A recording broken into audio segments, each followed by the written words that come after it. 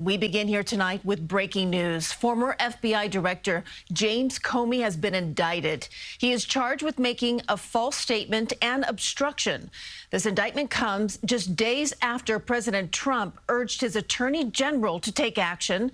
Dick Brennan is here now to break down the case for us. Dick. That's right, Christine. Last week, President Trump forced out the U.S. Attorney for the Eastern District of Virginia, saying he was impatient that he hadn't carried out prosecutions. Today, the woman he appointed to take over the job secured an indictment against James Comey. This as the statute of limitations was running out next week. The indictment charges the former FBI Director James Comey with making false statements and obstruction of a congressional proceeding. In his statement, Attorney General Pam Bondi said, "No one is above the law." Today's indictment reflects this Department of Justice's commitment to holding those who abuse positions of power accountable for misleading the American people.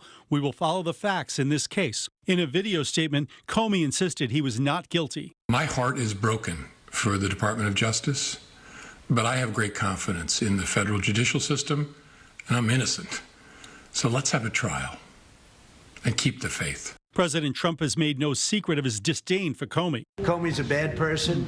He's a sick person. I think he's a sick guy, actually. Today, he insisted he was leaving the case up to prosecutors. They're going to make a determination. I'm not making that determination. I think I'd be allowed to get involved if I want, but I don't really choose to do so. Last week in a post, Trump had written, "Pam Bondi, what about Comey, Adam Shifty Schiff, and Letitia," meaning Tish James. And then he added, "Justice must be served now."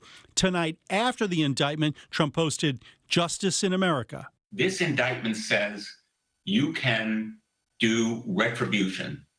Vengeance and vanity are the reasons for these charges. And the posts that have been put up by the president, Attorney General Bondi, the director of the FBI, could well create a defense. One count appears to focus on a hearing in 2020 when Senator Ted Cruz asked Comey about earlier testimony in 2017, where he denied authorizing leaks to the media. So your testimony is you've never authorized anyone to leak. And Mr. McCabe, if he says contrary, is not telling the truth. Is that correct? Again, I'm not going to characterize Andy's testimony, but mine is the same today.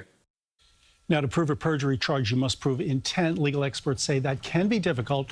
Comey could face 5 years in prison if convicted. He appears in a courtroom tomorrow. Christine. Okay, Dick, thank you. And do stay with us for continuing coverage of the James Comey case. We have a full breakdown of his testimony to Congress on our website, cbsnewyork.com.